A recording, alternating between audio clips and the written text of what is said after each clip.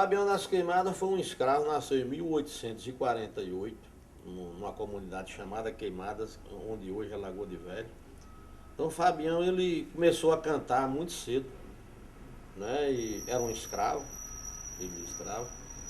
E no tempo de Fabião das Queimadas não existia viola, nem rádio, não existia nada, né? E ele começou a tocar rabeca. A história, nem a oral, nem a escrita diz quando ele começou, nem onde ele viu, digamos assim, as primeiras notas de rabeca. Mas Fabião, ele passou a ser o divertimento das comunidades, das pessoas. Então, aos 18 anos, ele pediu permissão lá ao senhor dele para sair fazendo as caminhadas no meio do mundo, cantando. E aí ele foi juntando aquele dinheirinho que ganhava, foi guardando, e nas viagens dele do Potengi para Currais Novos, para o Agreste e para outros lugares, ele levava a carta, era uma espécie de um carteiro também. Isso aí quem descobriu foi eu na minha pesquisa. Então ele levava as correspondências, que eram as cartas enormes, porque tipo pegar-me, botava lá no matulão, e ele faturava também um dinheirinho. E com esse dinheiro ele conseguiu comprar a carta de alforria dele, né? Comprou a carta da alforria da mãe dele e a carta de alforria da mulher dele, né? Com esse dinheiro. Então, Monsenhor Expedito me botou no caminho de Fabião das Queimadas, na trilha dele, que ele recitava muito uma quadrinha de Fabião, que Fabião fez para quando ele libertou a mãe dele, quando ele comprou a, a carta de alforria dela. Aí ele fez uma quadrinha assim: quando forrei minha mãe, a lua saiu mais cedo, para clarear o caminho de quem deixava o degredo. Então aquela quadrinha foi, eu comecei, eu vou atrás desse camarada, porque ele deve ter muita coisa bonita. Né? Por coincidência, lá no IBGE em São Paulo do Potengi, tinha um senhor chamado Chicó Pinheiro Borges. E um dia Chicó Pinheiro Borges foi quem me apresentou a figura de Fabião. Ele pegou uma fotografia de Fabião das Queimadas e um dia ele perguntou: professor, o senhor já viu falar em Fabião das Queimadas? Eu disse: já, monsenhor de vez em quando diz algumas coisas. Mas você já viu ele? Não, que ele já morreu. Depois eu vou lhe apresentar. Aí Fabião das Queimadas tem uma fotografia clássica, que é ele sentado em pé, com o pé no tamborete, com a rabeca assim. Então aquela fotografia foi a primeira imagem que eu tive de Fabião das Queimadas. Aí eu perguntei: e como é que o senhor consegue essas fotografias? Ele disse: eu tenho um amigo chamado Edgar, em Barcelona, que ele é fotógrafo. Então ele pegou essa fotografia de Fabião e fez fez um monte de cópia.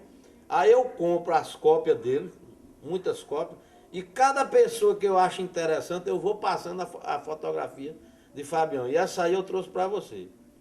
Aí eu juntei a história da quadrinha do Monsenhor com essa foto, e fiquei assim, eu digo: mas meu Deus, esse personagem está me buscando, eu estou atrás dele, eu estou sentindo que ele... Aí adentrei mesmo na história de Fabião e compus uma música para ele, chamada Fabião das Queimadas, Poeta da Liberdade, que é o título que dá a música ao DOC TV, né, do Ministério da Cultura, que foi feita em 2004. Que é uma música versando sobre cantador, né, sobre vaqueiro, que era a temática de Fabião, era essa, né? Ele usava essa temática, mas nela tinha um cunho libertário também, né, que o romance do Boi Mão de Pau, onde Ariano Suassuna e Antônio Nóbrega fizeram um olhar para esse romance e escreveram uma canção que foi gravada quando Natal completou os 400 anos, né, que é o romance do Boi Mão de Pau.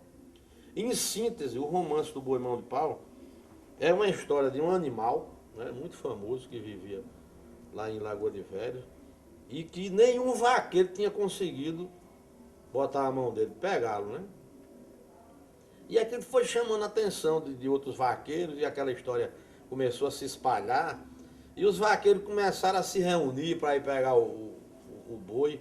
Nunca conseguiu, que ele corria demais, se escondia, desaparecia, né? Quando foi um dia, foi feito um mutirão mesmo de vaqueiro. Conseguiram pegar o boi, né, depois de 2 ou 3 dias, né, lutando lá no mato, e botaram uma peia de pau nas 2 mãos dele, por isso que é boi da mão de pau. Mas mesmo assim ele conseguiu fugir piado, né? E desapareceu. Passou-se muitos anos e um caçador um dia avistou o boi tomando água lá numa cacimba. E voltou para a rua e avisou: "Ó, o boi não morreu não, nem desapareceu, ele está em tal lugar." Aí fizeram de novo um mutirão, que aí foi vaqueiro daqui, do Potengi, do Agreste, foi uma festa grande dos vaqueiros. Aí eles conseguiram encurralar o boi contra um rochedo enorme. Uma mata e o rochedo, onde o boi não tinha escapatória.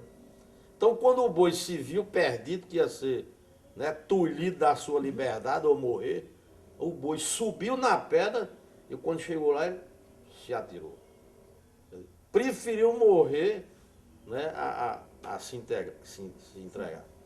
Então, o Fabião das Queimadas era analfabeto, coitado, de pai e mãe, mas tinha uma sensibilidade incrível, né, que ele conseguiu vislumbrar, né, fazer a leitura dessa história e arrumar todinho numa poesia, não é?